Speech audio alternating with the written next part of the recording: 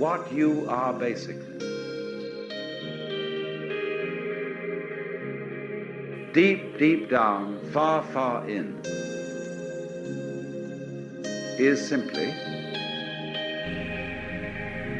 the fabric and structure of existence itself.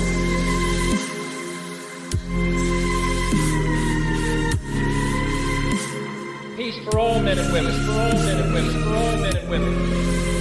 Not merely peace in our time, peace in all time. Honestly expressing yourself.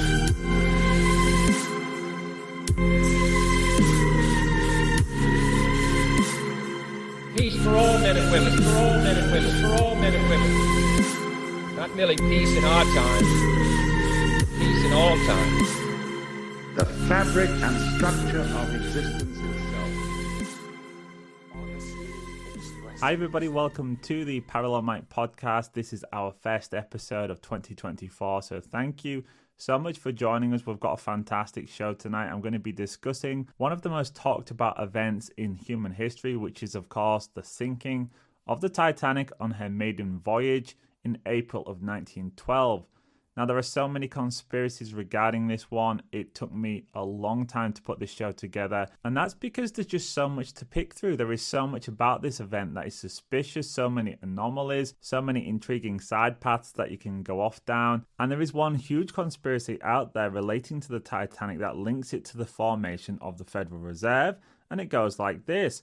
JP Morgan actually owned the Titanic, and as we know, JP Morgan was one of the key architects of the Federal Reserve Act that went through Congress on December the 23rd, 1913. Now, that was 18 months after the sinking of the Titanic, and the conspiracy puts forward the idea that JP Morgan got some of the opponents of the Federal Reserve Act, some very rich and powerful men, namely Benjamin Guggenheim, Isidor Straus, and John Astor, and he convinced them to get aboard the Titanic for the maiden voyage, and then he sunk the damn thing, killing his opponents who were going to try and stop the Federal Reserve Act. And of course, they were super wealthy people with a lot of political clout, so they could have actually done so. So that's the conspiracy, and we're going to look into that one in part one tonight. And trust me, my conclusions on this one are not the same as all of the other conclusions you've heard before. I did my own independent research and I came up with some shocking information which I don't think anyone has heard on this one. So I'm going to leave you on that cliffhanger and you can listen to part one to find out what that is. Now, as we go through the show after that, we're going to look at some of the other conspiracies that are even more profound than that one, in my opinion. And then in part two, we're going to get to the occult and esoteric side, because I actually think personally, the Titanic was a part of the spiritual war, of which we are all still a part of now. It was a key seminal event, and we talk about that spiritual battle between good and evil. So a huge episode tonight. It's a fantastic way to start 2024. Members, please sign in on parallelmic.com to listen to the full episode. If you are not a member yet, please consider becoming one. It really helps me do this kind of research. And if you enjoy part one, you're really going to love part two. So thank you so much for listening. I hope you're all well, healthy and reasonably happy. I wish you all the best for 2024, and like always, I will see each and every one of you in the next one.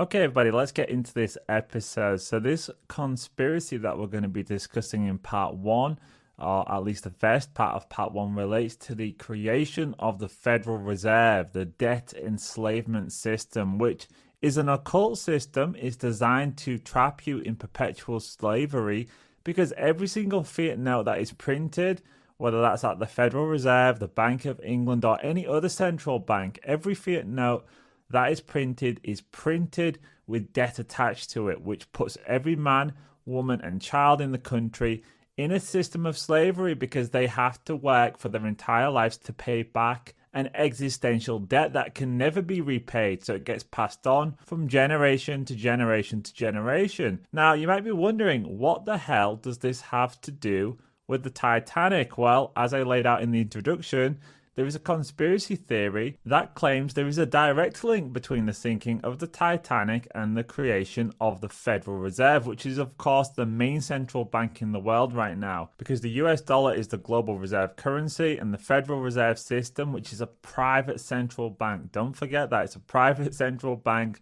owned by banksters, and that is why it's linked to the Titanic, because one of the men who was a part of the formation of the Federal Reserve, John Pierpont Morgan, JP Morgan, he was also the owner of the Titanic, and a lot of very powerful, rich and wealthy people died on that ship. And the claim goes that some of them, 3 of them in particular, who we're going to get to later on in the show, were opposing the formation of the Federal Reserve and had the capacity to stop it from being passed through Congress, the Federal Reserve Act, in December of 1913. So they were coerced onto the ship, and of course we know what happened next. Now, one thing we have to recognize before we go on this journey is that almost everything we think we know about this event comes from propaganda, from the media, from the entertainment industry implanting this official story in our mind of what happened and how it happened. But the reality is, what truly occurred during the sinking of the Titanic remains a mystery to this very day. We don't know what happened, and all of that imagery we have in our head, in our subconscious, it actually comes from the mainstream media. It comes from film and TV.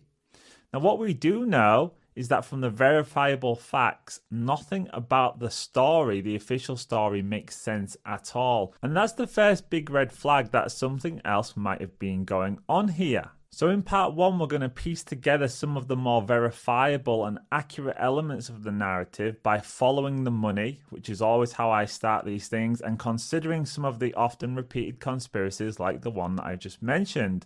Then we're going to add to these details some of my own research and some of my own ideas to try and figure out just what really might have been going on here. So let's start with the facts so far as we know them. The Titanic was built by Howland and Wolff in Belfast for a company called the White Star Line, which was a British company that was eventually bought out prior to the completion of the Titanic by a company called the International Mercantile Marine Company, or IMM for short, and this was a company that was owned by John Pierpont Morgan. So he actually owned the White Star Line, and therefore he owned the Titanic. Now, of course, we know that John Pierpont Morgan, along with many other very rich and very powerful banksters, they were actually behind the creation of the Federal Reserve. So the Federal Reserve Act was actually passed through Congress the year following the sinking of the Titanic. In fact, it was about 18 months after the sinking of the Titanic, on December the 23rd, 1913. And of course, the sinking of the Titanic was the 15th of April, 1912. Now, if you've listened to my previous episode called Vampire Bankers and the Central Bank Scam, which is episode number 25, then you'll know the long and torrid history the US had with banksters trying to create a central bank, presidents trying to oppose it, getting assassinated, and then ultimately they managed to get it through on December the 23rd of 1913 during the winter recess, where most congressmen were not even there. They were away with their families, and it got silently pushed through. So it was a conspiracy from the very get-go. It was devised years earlier on Jekyll Island, which we've learnt about through Edward G. Griffin's fantastic book, The Creature from Jekyll Island. So we know this history, and if you haven't heard that one, go back and listen to my episode. You'll really enjoy that one, but it will also set you up for this one. But in brief, JP Morgan essentially owned the Titanic and was also one of the co-conspirators who met on Jekyll Island a few years prior to the passing of the Federal Reserve Act in order to plan it, along with a coterie of international banking oligarchs, including, of course, the Warburgs, the Vanderlips, the future head of the Federal Reserve, Benjamin Strong. And under the guise of meeting on this private island called Jekyll Island for a duck hunt, and they travelled mostly under pseudonyms and separately so as not to draw attention, because these were some of the most powerful and wealthy men in the world. So they did this entire thing in secret, and they traveled to Jekyll Island, and that is where they came up with the idea for the Federal Reserve, which was a privately owned central bank that would monopolize banking in America. It would place a central bank at the top of a pyramid structure. Then all of the other banks would have to hold their reserves with the central bank So it would force all of the small and medium-sized banks to hold their money with the Federal Reserve. It would allow them to create a boom and bust structure because they could control the quantity of money in circulation, or should I say currency. And of course, it enslaved the nation of the United States, or should I say the corporation of the United States, because what happened was now the Federal Reserve would lend money to the corporation that was the United States of America, and they would have to pay back interest on that debt to the privately owned central bank. So now you had a small coterie of international banksters who were lending to the United States at interest, and therefore the country was getting itself heavily indebted. And this enabled the banksters to completely control the nation and its politicians and its industry. And they were already extremely powerful and wealthy, make no mistake, but the central bank was the final nail in the coffin. Because after you get a central bank, what happens is every time they try and roll over the debt, they ask for more collateral behind the scenes. So the banksters were now starting to take all of the assets of the US. It began with all of the federal buildings, then it was the land. Then in 1933, there was a gold confiscation, or at least that's how it's marketed, where they asked all of the citizens to turn over their gold. Now, what do you think was really going on there? That was more collateral for the national debt. So that is how the whole scam system works, and that is why all of our countries now are completely beholden to some private for-profit banksters who come from these so-called elite families.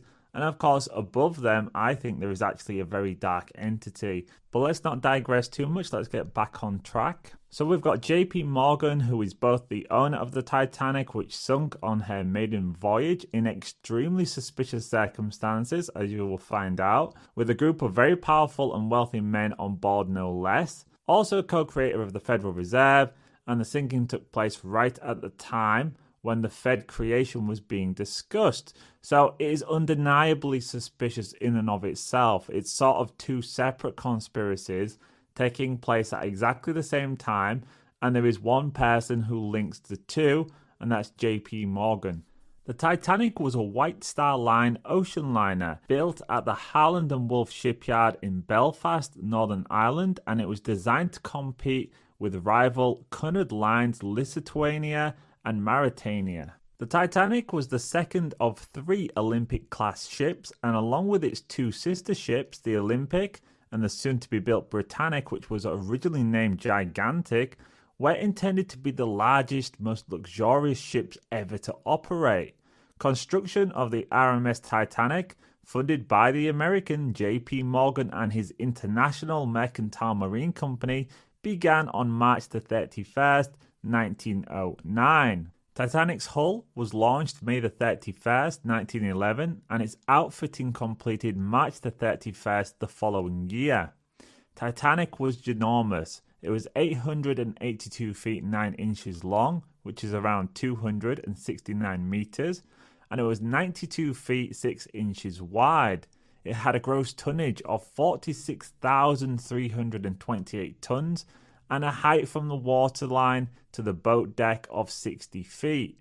Although it enclosed more space and therefore had a larger gross tonnage, the hull was exactly the same length as the Titanic's sister ship, the Olympic. Now listeners, we'll come back to this one later, it's very important.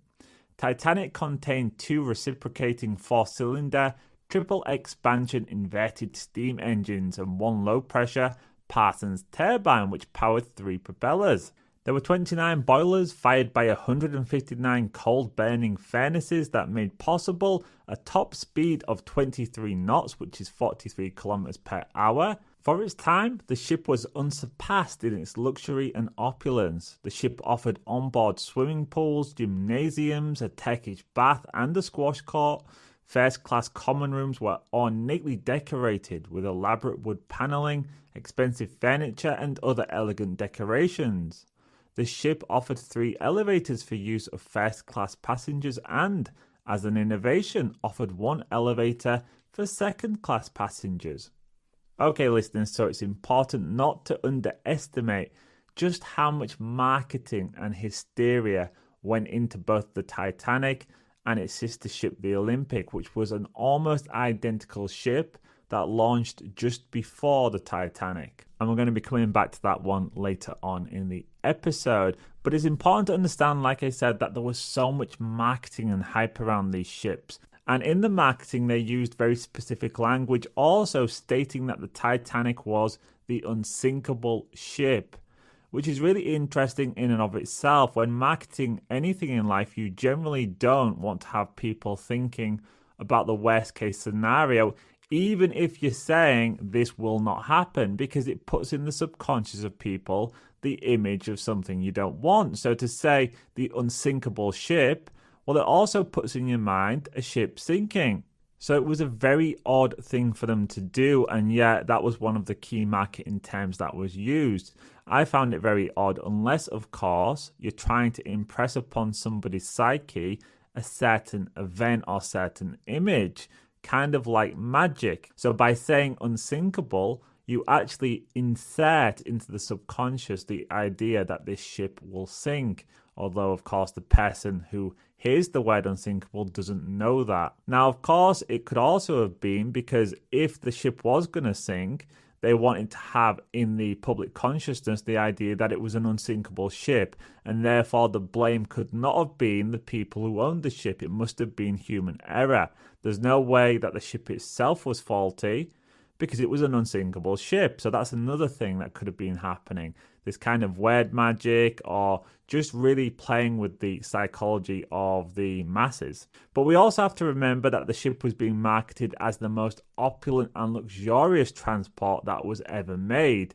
And that, of course, increased its value too, which was important. If you wanted to insure it for a large sum, you had to make it seem like it was the most luxurious and opulent ship if you was going to then try and get a huge insurance policy on it. And again, this all comes back later on.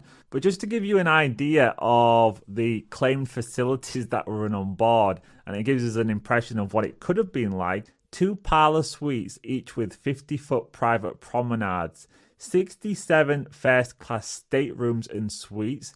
Decorating designs included Louis Sayers, Empire, Adams, Italian Renaissance, Louis Quinze, Louis XIV, Georgian, Regency, Queen Anne, modern Dutch and Old Dutch. Some had marble coal-burning furnaces.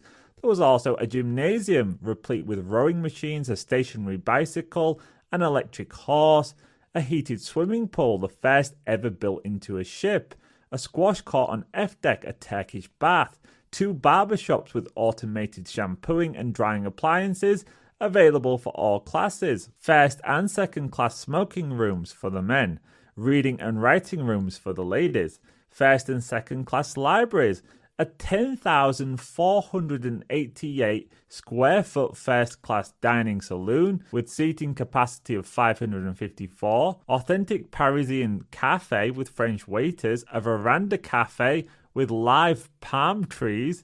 Oh wow.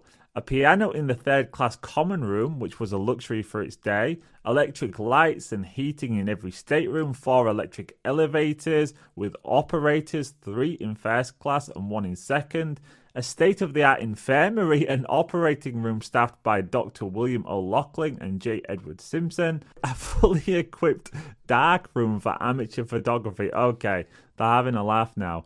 A 5 kilowatt Marconi wireless radio station for sending and receiving passengers' telegrams, and a 50 phone switchboard complete with operator for intra-ship calls.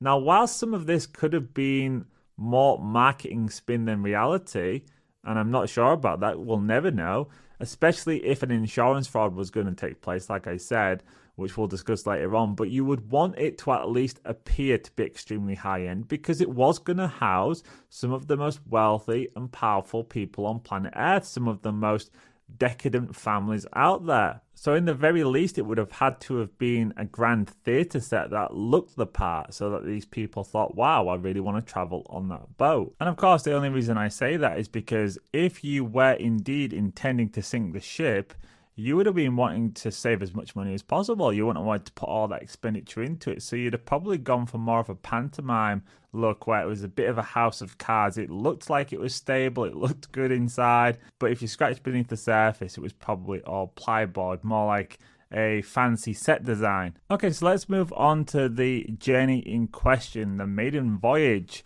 And the journey actually begins in Southampton, so let's start there. After Titanic arrived at Southampton, it spent 6 days taking on additional crew members, including Captain Edward Smith, coal and provisions. And just so listeners are aware, there was actually a national coal strike taking place at that time. On April the 10th, 951 passengers boarded the ship, and then the ship set sail for Cherbourg, France to pick up more passengers. Titanic then departed for Queenstown, now Sorb or Corb, Ireland, where it arrived at 11:30 a.m. on the 12th of April. 2 hours later, Titanic sailed for New York, and according to best estimates, the ship now carried around 1,316 passengers, 325 first class, 285 second class, and 706 third class passengers. The crew of 913 brought the total number of people aboard the Titanic to 2,229. Fortunately, the ship was not full. If it had been, it would have resulted in even greater loss of life. Now, here's a really interesting thing that I found out in my research, everyone.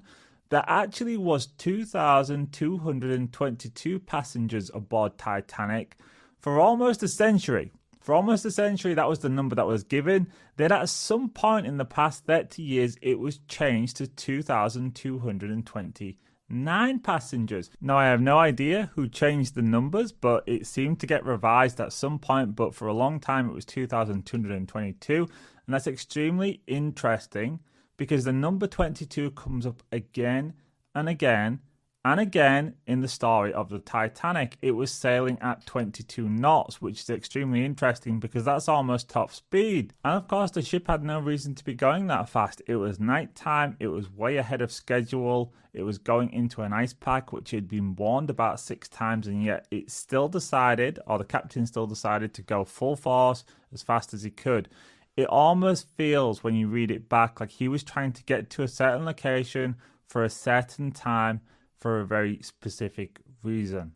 And I'll leave you on that cliffhanger because we're going to go now to the disaster. Disaster.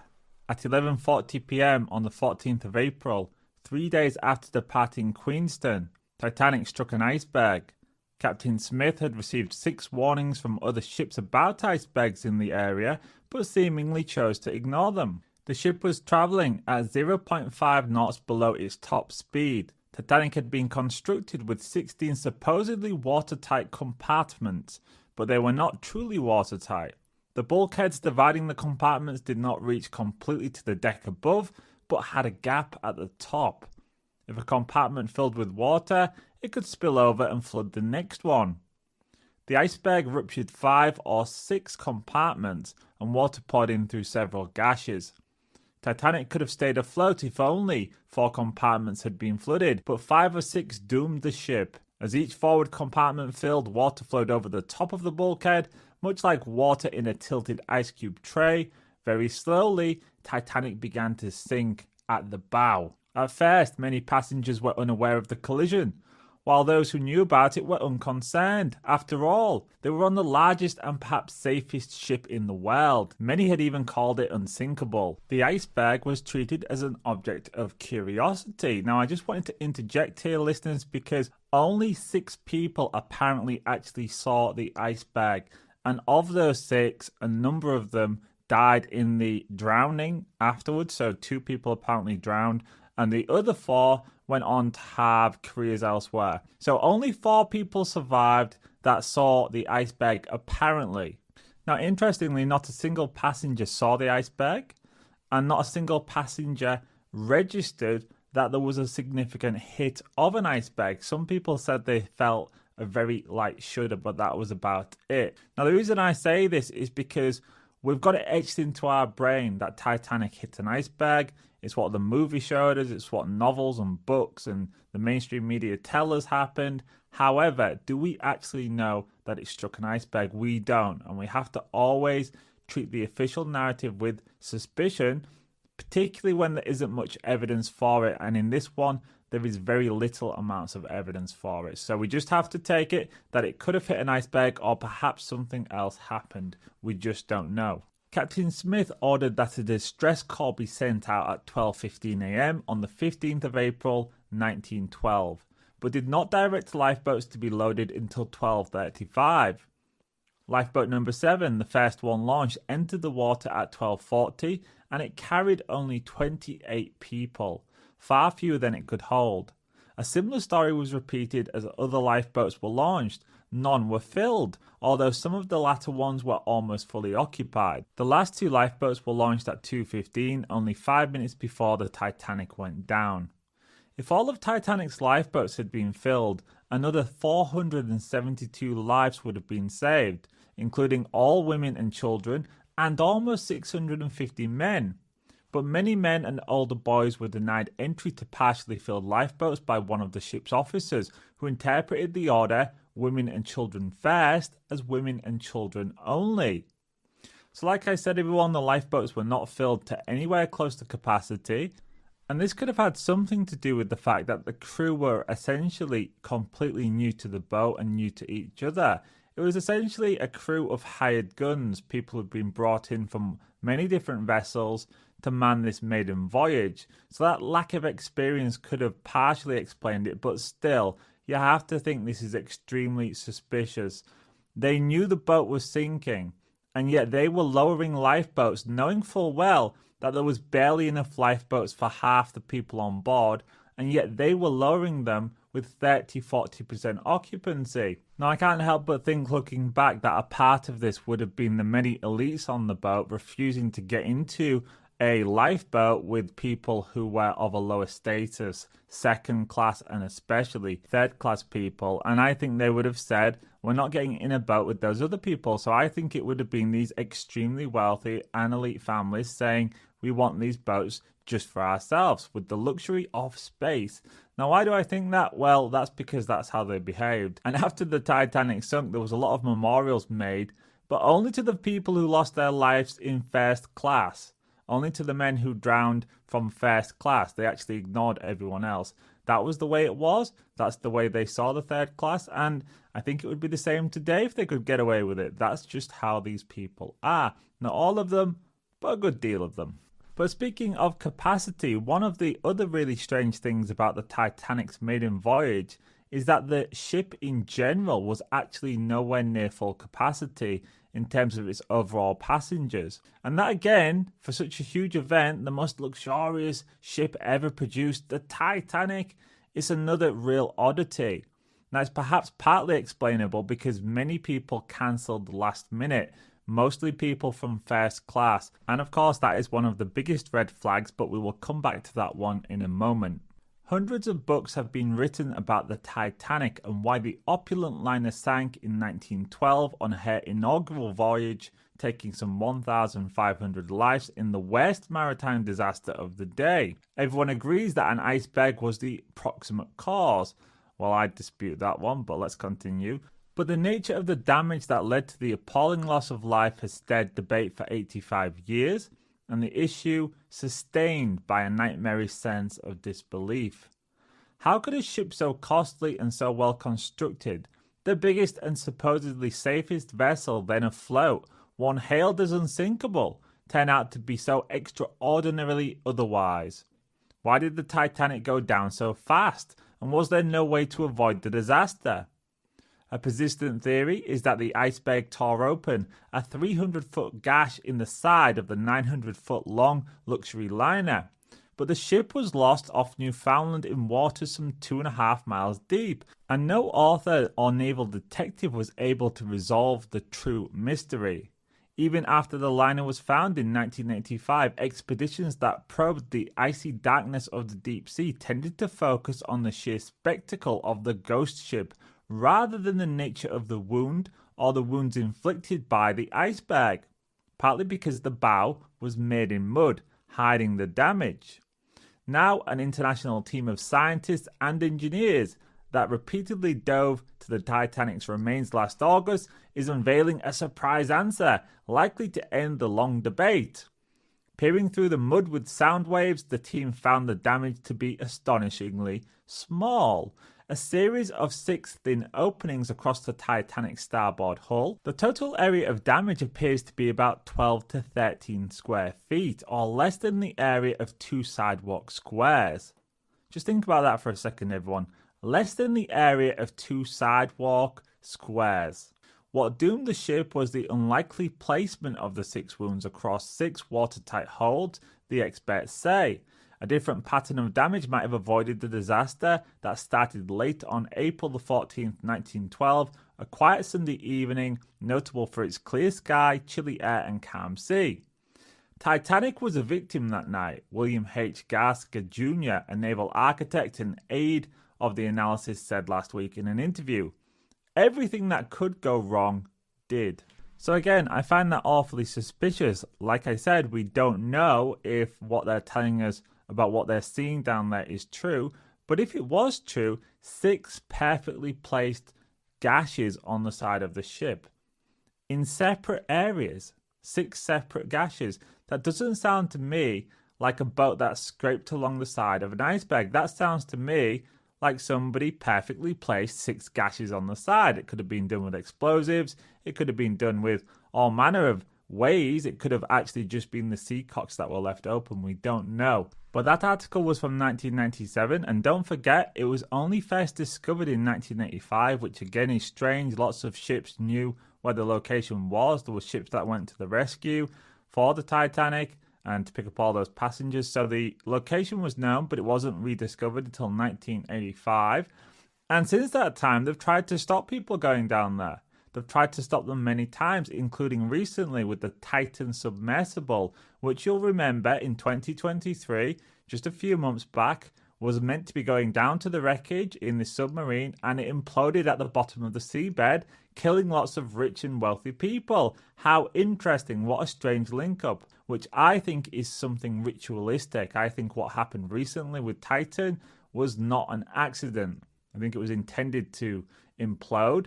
And a part of that could have been because they didn't want people going down there. In fact, they took a court case out in the US against the company who bought the rights to the wreckage to stop them going down there. Why don't they want them to see what is in the wreckage of the Titanic? Well, I would guess it's because there's something down there that completely negates the official story. And they tried to stop them going and they couldn't. And then lo and behold, they go down in this submersible and they all end up perishing at the bottom of the ocean. Nobody ever sees them again. Then the company comes out and says, we're not going to go down to the wreckage anymore. A little bit suspicious, isn't it? Just like the official narrative of the Titanic. Now, I'll come back to that Titan submersible later because there's lots of occult link-ups to the Titanic disaster. And I personally believe there is something ritualistic about these ships sinking. Something very dark at the heart of them. But more on that later in part 2.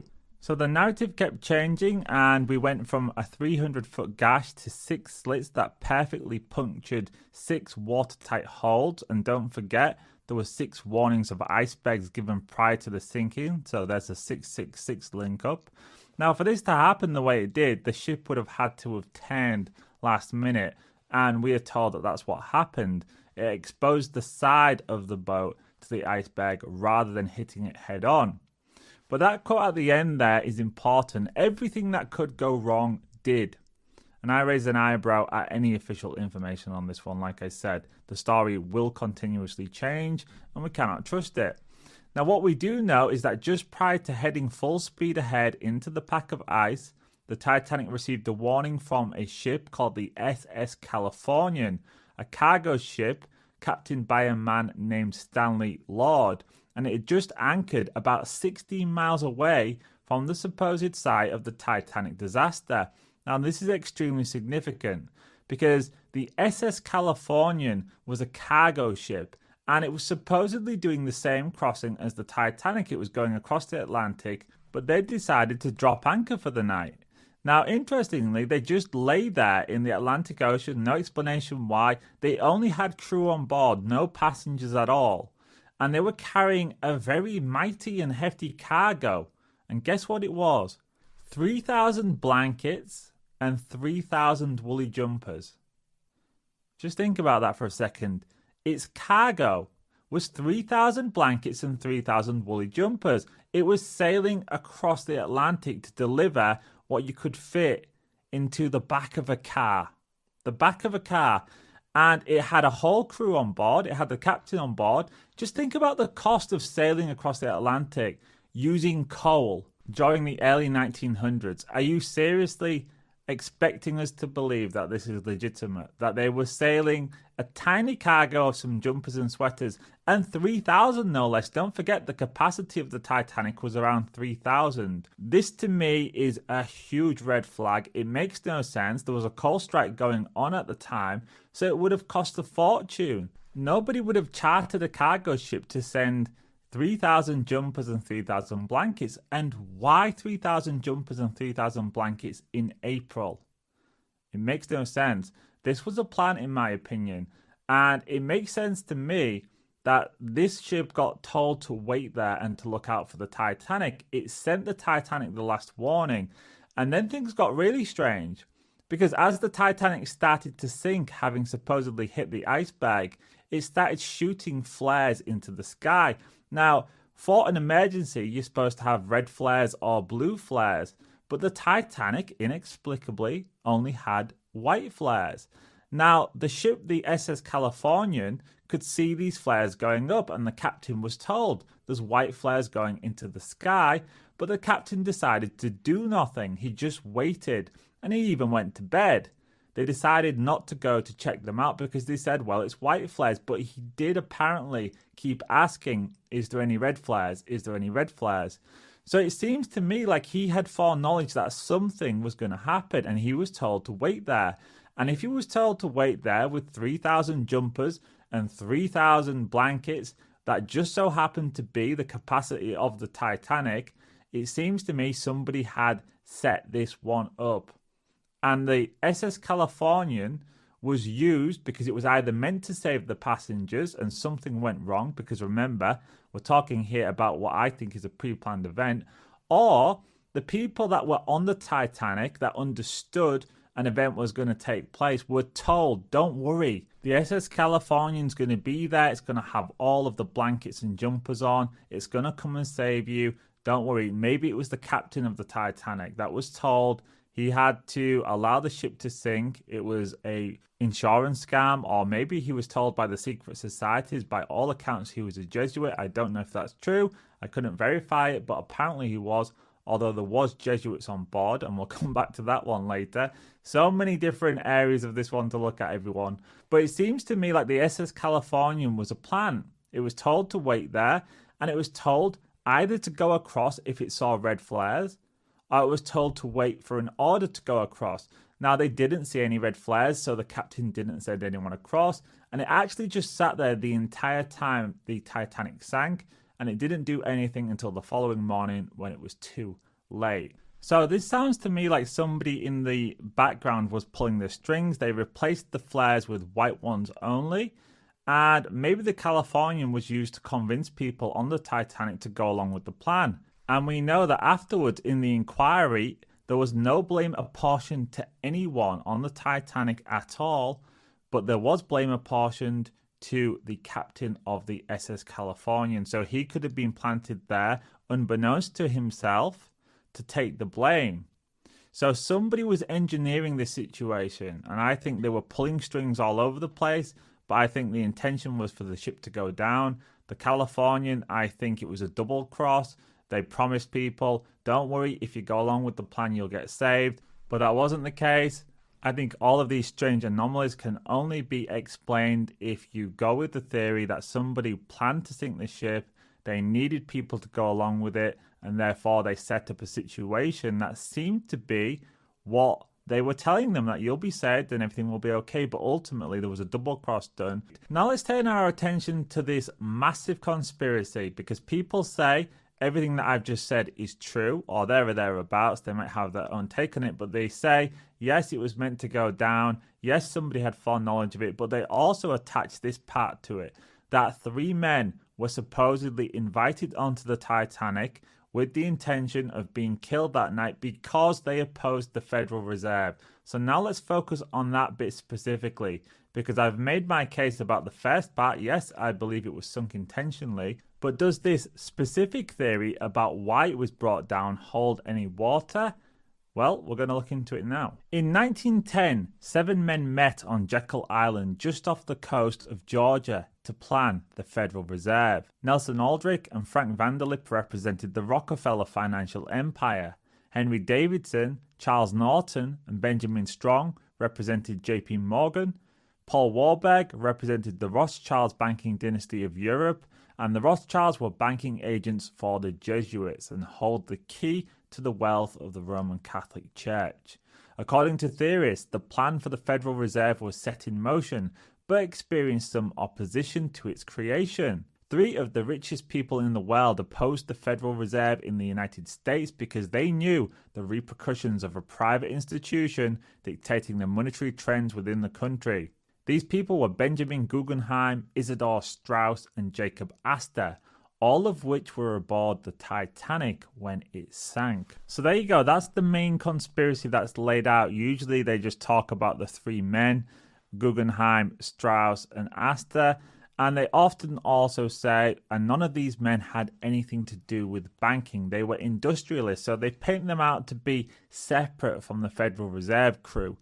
And I think that's important for laying out the conspiracy, for making them seem like they were actually going to oppose it. Now, does it hold any weight? Well, first and foremost, were they 3 of the most wealthy men in the world? Technically, some of them were. Like Astor, for example, he was the head of the Astor Empire. However, they came from 3 of the wealthiest families in the world. But, for example, Benjamin Guggenheim was not the head of his family. He was not the one leading the Guggenheim Empire. He was the 5th son, and he was more involved in the arts. But they were all extremely wealthy and all extremely connected and powerful. So it's fair to say they were 3 of the wealthiest men in the world, or 3 of the wealthiest known men, because ultimately there is a layer above them, of course. That's what I personally believe. I think if we know their names, it's not them. It's not them. They get to be the rich ones. They get to hold all of the items in trust. So all of the palaces, all of the land, all of the jewels, whatever they owned, they own it in trust. And they actually have people above them who allow them to have that position so long as they do their bidding. And I think that the layer above them will be families that go back far, far longer than the US has been around for. I'm talking thousands of years, intergenerational power, intergenerational wealth. And then at the very top, let's face it, it's going to be a supernatural entity. It's going to be a demon. It's going to be the devil. It's going to be pure evil. That's who they would serve. But going back to Guggenheim, Strauss, and Astor, could they have swayed one way or another the Federal Reserve Act getting passed? Because like I said, 18 months after the sinking of the Titanic, the Federal Reserve Act was put through Congress. Now, of course, they were extremely wealthy and extremely powerful and connected, so they could have certainly made a big impact and probably convinced politicians or funded different parties to stop the Federal Reserve Act going through. I think they certainly could have had that power. So the conspiracy holds ground in that it's at least feasibly possible. They were extremely powerful and wealthy. They were on the boat. And they did have the capacity and resources to try and shape public opinion, and particularly the opinion of other industrialists and politicians. So yes, they could have been a threat to the men who were trying to create the Federal Reserve if they actually opposed it. So now let's look at that. Did they actually oppose it? Is there any evidence of this? Let's begin with Benjamin Guggenheim. The Guggenheim family were Ashkenazi Jews of German descent who made their fortune mainly in the mining and exploration industry. The patriarch of the family was Meyer Guggenheim, who along with his wife Barbara emigrated to the US and had 10 children. Now if you look into the family tree and the names of the families the Guggenheim's children married into, you will see names like the Rothschild family, the Strauss family, the Lieb family. They were also heavily involved in sponsoring the creation of art galleries and museums, including founding the Museum of Modern Art. And listeners, you'll have heard my recent episode with Art Monica where we discussed the development of modern art, which was really an attempt to debase the mass consciousness. They destroyed us through modern art. So the Guggenheim family were at the forefront of this social engineering also. They funded the first modern art gallery. They were very much involved in social engineering. So just having a cursory look at who they were and what they were up to, they certainly don't seem very heroic to me. They seem to be just like all of the other elite families that you find around that time, who were banding together to gain as much wealth as possible and also take part in this mass social engineering program. And like I said, to say that they wasn't involved in banking, which is something that is often claimed, is also not quite true. Benjamin Guggenheim's sister was married to a Rothschild. He had another sister that was married to Alfred Lieb, who was the head of the New York Stock Exchange. And if you fast forward to today, the Guggenheim family are known for their investment firm managing over $300 billion in clients' money. So they're involved in finance even today.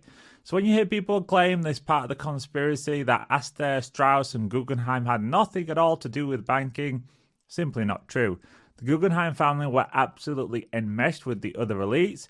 And it seems to me like they were a part of some of the key agendas, like changing art from this beautiful Renaissance type art to the more modern art, which is, of course, debasing humanity's soul, is what I would say it's there for. Now, in terms of Benjamin Guggenheim, he wasn't the one actually running the Guggenheim empire at the time. It was his brother Daniel Guggenheim, who in 1918 actually came 13th in the very first Forbes Rich list alongside Charles M. Schwab, Thomas Ryan, and J.P. Morgan Jr. So it was actually Daniel Guggenheim who had the most power in the family. And I've got this quote here. Following his father's death in 1905, Daniel Guggenheim assumed control of the Guggenheim family enterprise. Through ASARCO, Kennecott Copper, and other family-owned companies, the Guggenheims mined tin in Bolivia, gold in the Yukon, diamonds and rubber in the Belgian Congo, diamonds in Angola, and copper in Alaska, Utah, and Chile. Daniel Guggenheim's business policies often affected entire nations. It was said that Daniel Guggenheim could make or break a government with a single telegram. Daniel was power-hungry and tenacious. He suffered repeatedly with stomach ulcers and hypertension. The Guggenheim family amassed enormous wealth through their mining enterprises, and by 1918 the family fortune was estimated at $250 to $300 million, making them one of the richest families in the world. Daniel was a member of the National Security League, the driving force for moving the then-neutral USA into World War I, which was headed by J.P. Morgan. So there you have it, everyone. The Guggenheims were definitely working alongside the Morgan family. They were in bed with the Morgans, and that's because Morgan was an agent of the Rothschilds. So Morgan himself was not the man. Morgan actually, when he died, it was found out that he only owned 20% of his own bank. The rest of it was owned by the Rothschilds. Now, the Guggenheims also had joint ventures with the Rockefellers. They had joint mining ventures with them. So already we're starting to get this view that this family was not on the fringes of this banking community. They were actually very much enmeshed with it. And it gives you an idea of the sort of family they were. When you read about Daniel Guggenheim, he sounds very much like all the other elites. Now, was Benjamin Guggenheim different? Did he oppose the Federal Reserve? Well, at no point in my research could I find a single piece of evidence to suggest that he ever opposed the Federal Reserve. Not a single newspaper clipping, comment, nothing at all. So there's literally zero evidence to show Benjamin Guggenheim opposed the Fed. And there's lots of evidence that as a family, they were very much in bed with the architects of the Fed, like J.P. Morgan and the Rockefellers, for example. Now, of course, it doesn't mean that they always got on with each other and that they were friends. They were business associates, so they still could have opposed the creation of the Fed. They could have thought, well, this is going to go against our interests. But I think personally, they were probably owned by people higher up the food chain, and they had to go along with whatever they were told to do, which is probably where they started to make modern art galleries. I don't think they truly had an interest in modern art. It was a part of the agenda. That's my personal take. But whether you believe it or not, it doesn't matter, because there is zero evidence that Benjamin Guggenheim opposed the Federal Reserve at any point. And don't forget, his sister was literally married to one of the Rothschilds.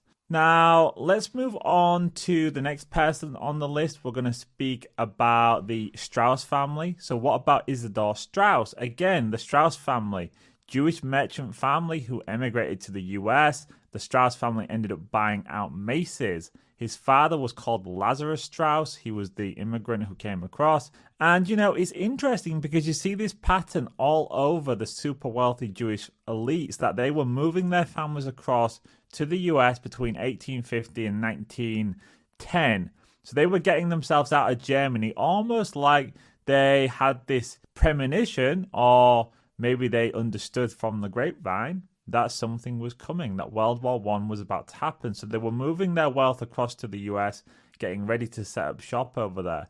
And I have this quote here about the family from Leon Harris, who in his 1979 book, Merchant Princes, claimed the following: "The only Jewish merchant family in America comparable to the Rothschilds of Europe is the Strauss family.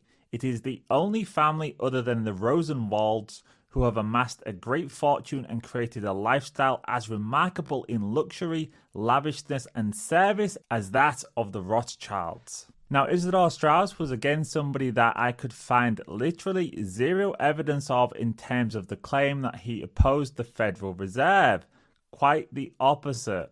Firstly, he was co-investor in the creation of the Mutual Alliance Trust Company in 1902, alongside the Rockefellers and the Vanderbilts, who were both involved in the creation of the Federal Reserve. So he was one of the 13 directors upon the founding of that trust company. But secondly, and far more damning, I actually found an article from the New York Times dated October the 18th, 1911. And this is extremely difficult to find, which makes me feel like it's planted, like this story was planted and the evidence is there so it can be debunked, but you have to be very, very good at finding things. It took me an awful long time, but my intuition said it was there, and then I found something. So on October the 18th, 1911, there was an article on page 14 in the New York Times entitled "Hoarding by Banks a Cause of Panic. This," Stuart Brown says, "is the objection to the Aldrich Plan, which does not stop it." Now, the subheading of the article was "Isidor Strauss defends them and argues that a new monetary system will give them stability." So what they're talking about here is the debate around the Aldrich Plan, which was essentially the embryonic Federal Reserve Act, and it was calling for an end to the use of gold and the creation of a privately owned central bank, which would have the sole authority to create and print the nation's money supply, the currency. And it would, of course, lend it to the nation at interest. So they were debating this. Now look at the subheading of this article that I found. Isidor Strauss defends them and argues that a new monetary system will give them stability. So that's conclusive. He was arguing in support of the Aldrich Plan. Now, the Aldrich Plan called for a system of 15 regional central banks called National Reserve Associations, whose actions would be coordinated by one single main central bank. So this is basically the Federal Reserve System. And they would be able to create money, provide an elastic currency that could be exchanged for demand deposits. They would act as a fiscal agent for the federal government.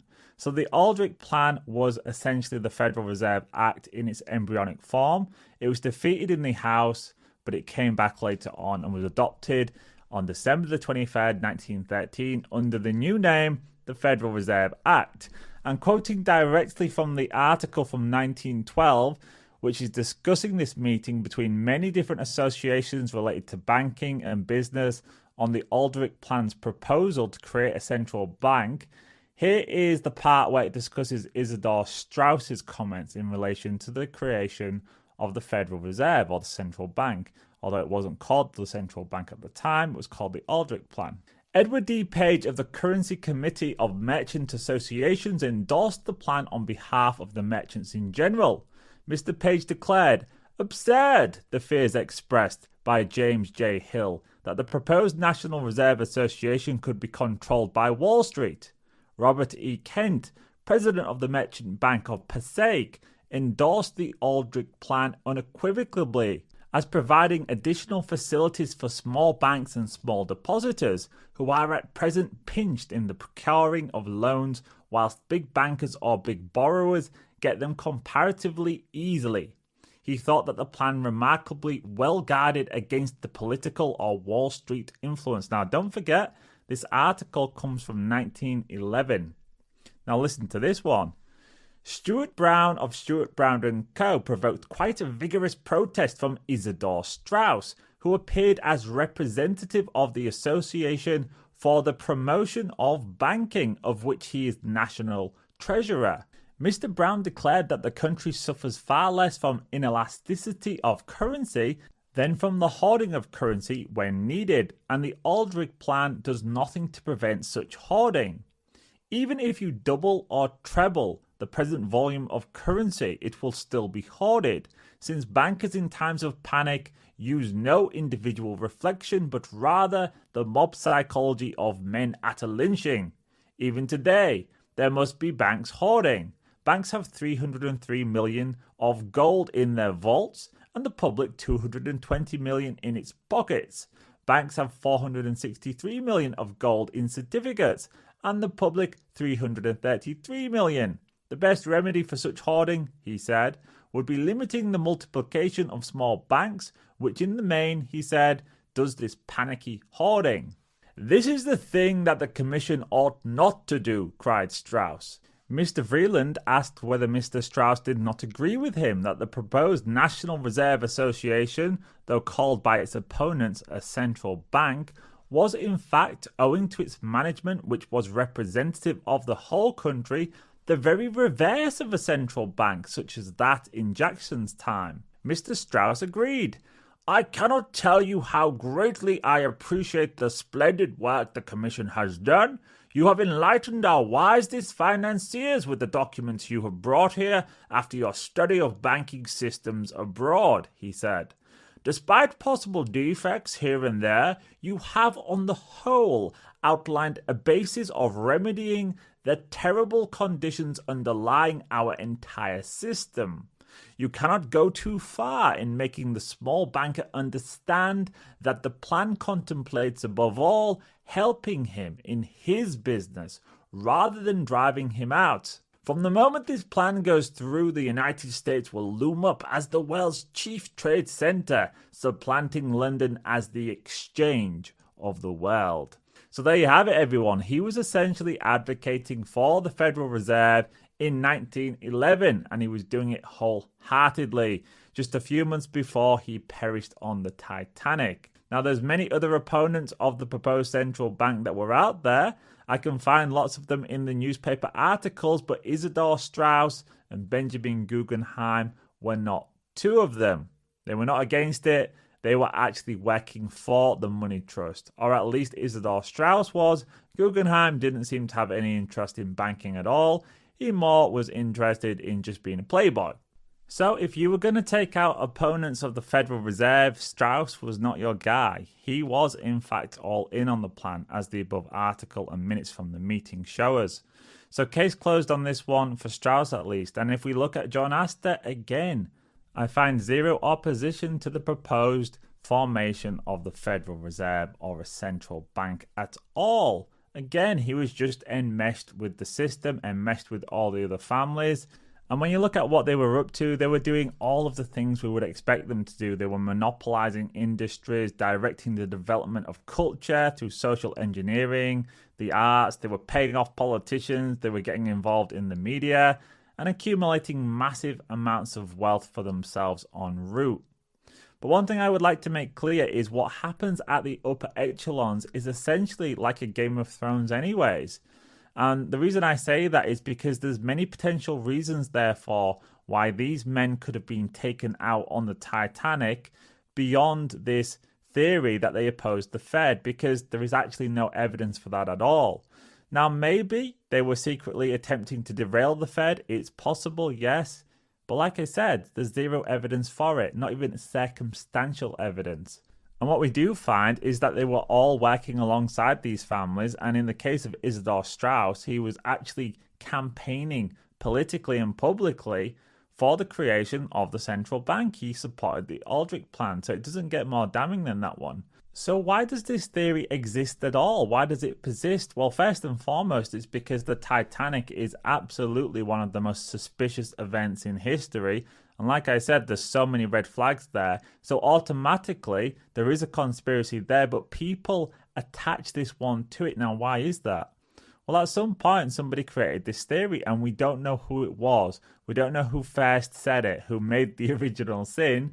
But after that point, people have just regurgitated it again and again and again. And this is the problem with independent researchers. If they're just copying one another's research without ever looking into it properly themselves, they end up all falling for the same flaw.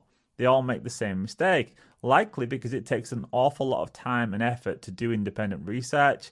And it took me an awful long time to find the article from 1911 that proved conclusively that Isidor Straus was actually not against the Federal Reserve. He was supporting it. Now, make no mistake, like I said, the Titanic story is, in my opinion, pointing heavily in the direction that a number of people, including JP Morgan, did have foreknowledge that the ship was going to sink, or some people did. They had foreknowledge that that ship was going down, but the reason for Guggenheim, Astor and Strauss being on it that day cannot be because they opposed the Federal Reserve. So it must have been for something else. And it could be that the whole story, this whole theory about them being on it for that reason, is a cleverly inserted hoax that was created to detract from the many other genuine suspect elements of the narrative, including a big one which we're going to talk about next in part 2. And maybe it's a spiritual thing too, because the truth is where power comes from. The truth is the word. When we speak the truth, it creates an alchemical process. It sets something in motion. And truth is the only thing that can defeat evil. It routs it out. It's extremely powerful. So in this spiritual war, it may be that they want us to fall into these traps of repeating lies unknowingly, because perhaps that has some kind of negative karmic consequence on us. And it certainly doesn't do anything to overcome the darkness out there. Only truth can do that. So we have to be extremely careful not to inadvertently repeat narratives that are not true because we fail to look into them ourselves. And sometimes they can be attached to things that genuinely are suspicious, real conspiracies, but they're so cleverly inserted. It's like a deception. You have to be extremely careful. And listen, we all fall into this trap at times. I'm sure in my past research I've done it, and I'm sure in the future I'll make the same mistake, but I'm trying really hard to ensure that I research everything independently for this exact reason. So I would encourage listeners to take nothing they hear from anyone as truth, even if it looks legit on the surface, even if there's lots of indicators it might be true, but to do your own research wherever possible. Oftentimes people doing independent research are simply just repeating what they've heard elsewhere. They've heard someone else say it, and they've heard someone else say it, and they're all repeating the same thing. And in this one, like I said, it was only the part about these three men. Everything else looked correct, so people automatically assume that it must be true, but unfortunately in this one it just wasn't the case. Now, having said all of that, I do think there is a link between the Titanic and the Federal Reserve, only not this one. And I actually think it's an occult one. I think it goes back to that spiritual war, but we're going to save that for part 2 because there is so much research that I uncovered on this one. I could probably make 2, 3, 4, maybe even 5 episodes on the Titanic, so I'm going to save a lot of it for members in part 2. We're going to be going into a conspiracy for which there is an awful lot of interesting evidence to suggest it's true, which is the switching out of boats, but then we're going to transition to more of the spiritual warfare side of it, and I think that's where it links back up to the Federal Reserve. So members, there is so much more to unpack in part 2, and I look forward to seeing you over there. If you are not a member yet, but you would like to listen to part 2 of this, and all other Parallel Mike podcast episodes, please join us at parallelmike.com. And if you sign up for annual membership, it's 1 month for free. I wish you all a happy new year for 2024 and hope to see you all back here for the next one.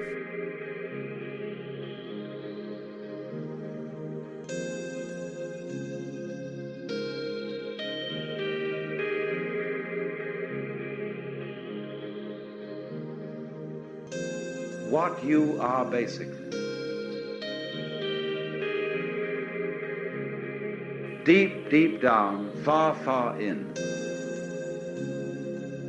is simply the fabric and structure of existence itself.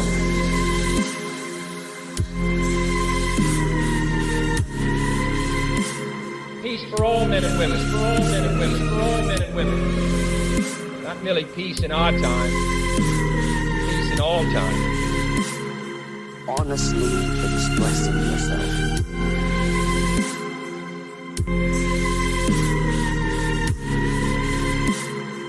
Peace for all men and women, for all men and women, for all men and women. Not merely peace in our time, peace in all time. The fabric and structure of existence itself.